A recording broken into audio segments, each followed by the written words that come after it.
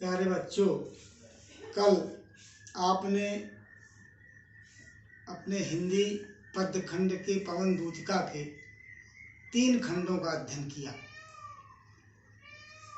जिसमें राधा विरह अवस्था में अपने प्रियतम श्री कृष्ण के पास पवन को दूतिका बना करके संदेश भेज रही है।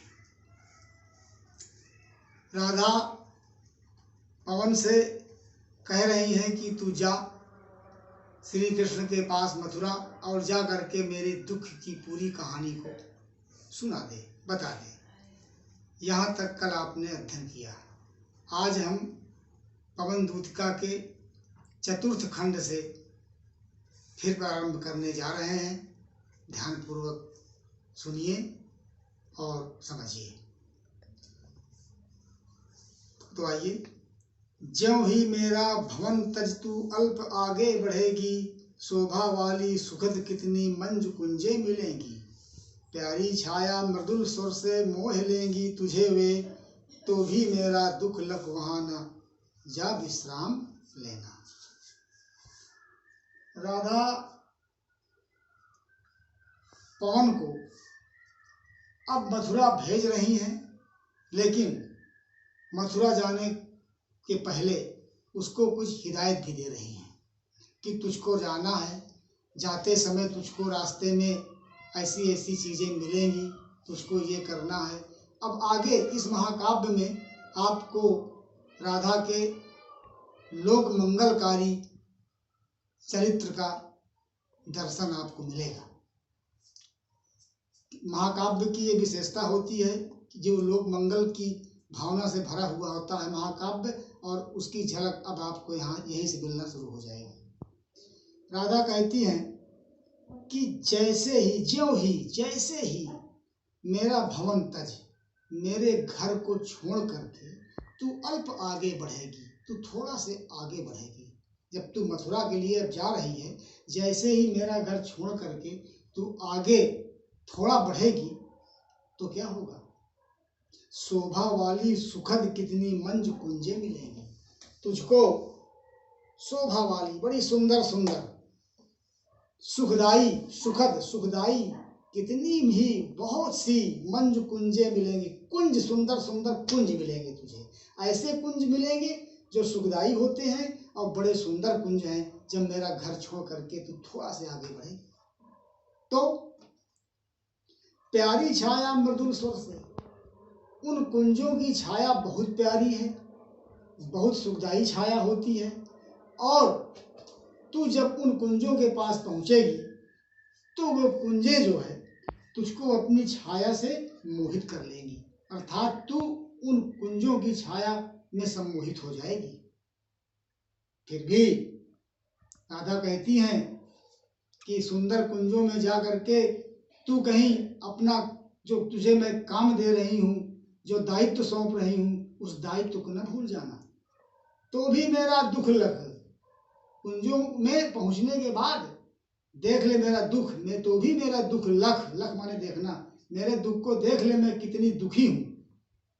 वहाँ जा न विश्राम लेना, उन कुंजों में जा करके तू कहीं विश्राम न करने लगना।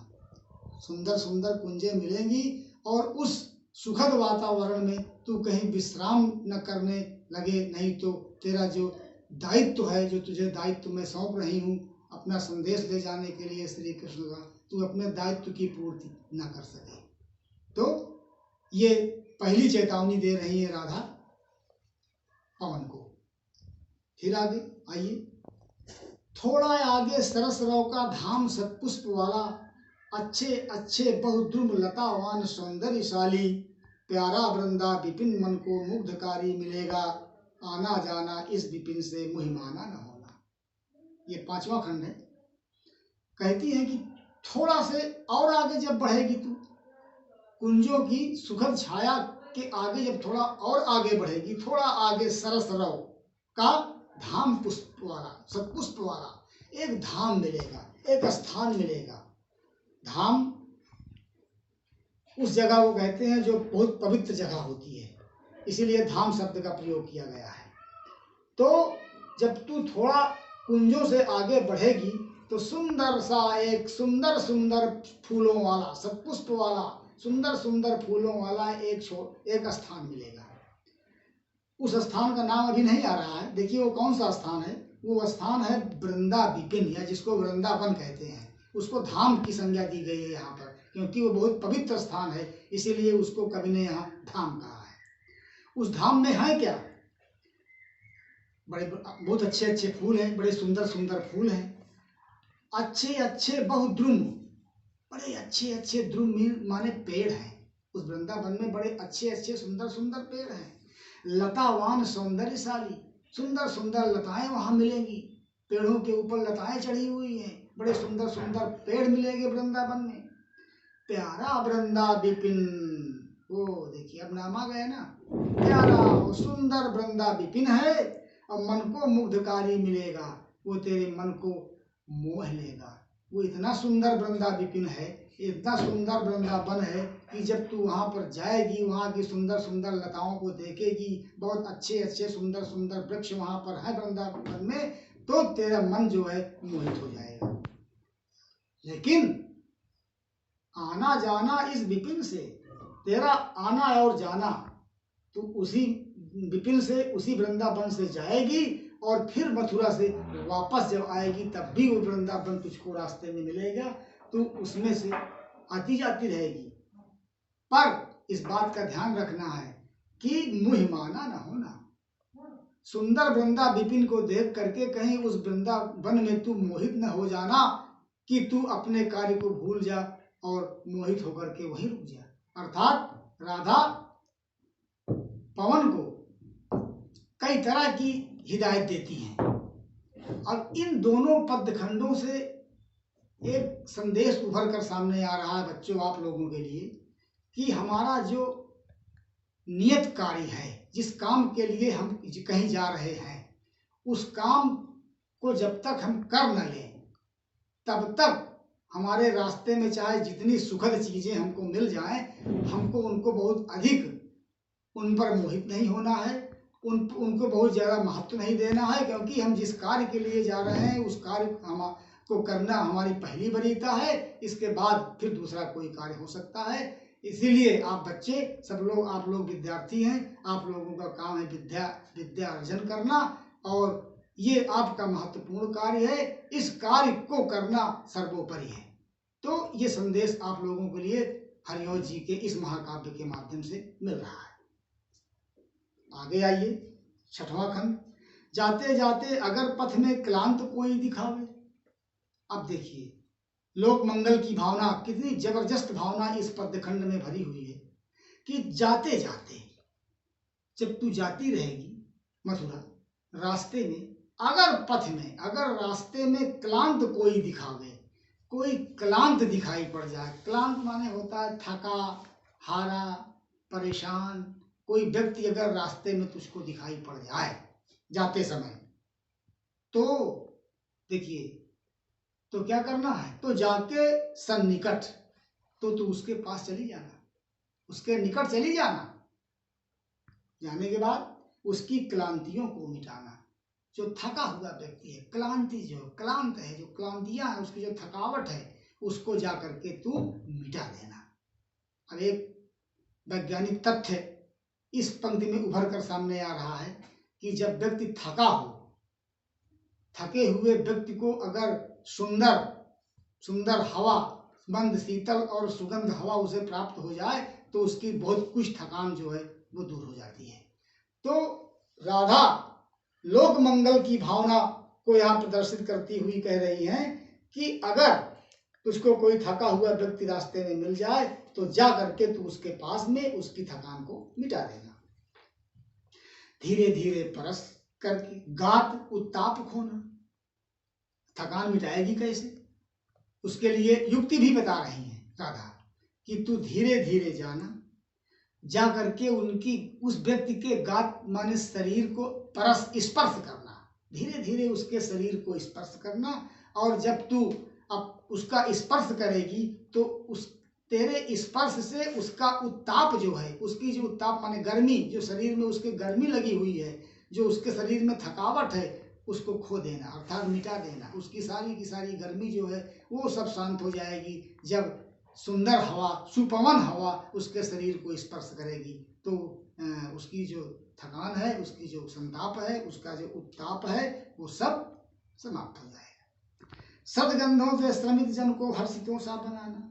और तेरे पास सदगंध तो है ही, तू फूलों की महक को अपने साथ में लिए हुए है। इस बात को हरिओत जी ने ऊपर के खंडों में पहले ही बता दिया है कि पुष्प सदगंध को लेकर के वो पवन आई थी राधा के घर में खिड़कियों से होकर के, तो उसमें महक भरी हुई है।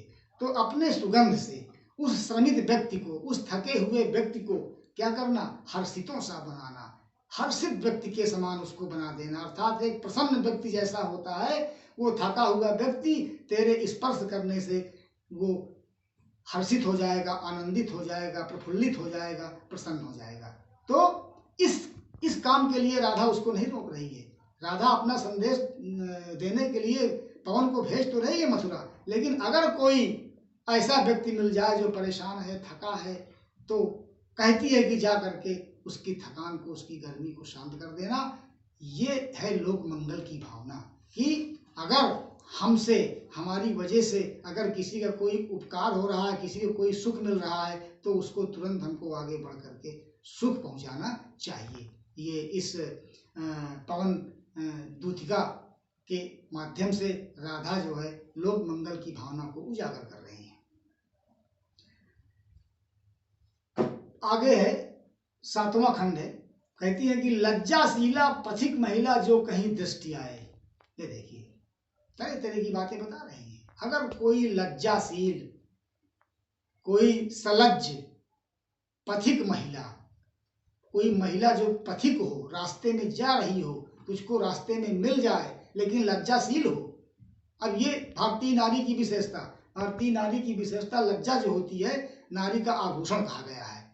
आधुनिक नारी में और भारतीय नारी में ये शब्द जो है बहुत बड़ा विभेद यहाँ पैदा कर देता है। एक अंतर दिखाई पड़ रहा है कि भारतीय नारी हमेशा से लज्जाशील रही है, लज्जा ही नारी का आभूषण होता है। तो लज्जाशीला पथिक महिला, लज्जाशील कोई रास्ते में जा रही महिला अगर मिल जाए, कहीं दृष्टि आवे, तो उसको कहीं दिखाई पड़ जाए, तेरी दृष्टि में आ जाए, तेरी निगाह में पड़ जाए, कोई ऐसी महिला जो बहुत लज्जाशील हो, तो होने देना विकृत बसना तो न तू सुंदरी को।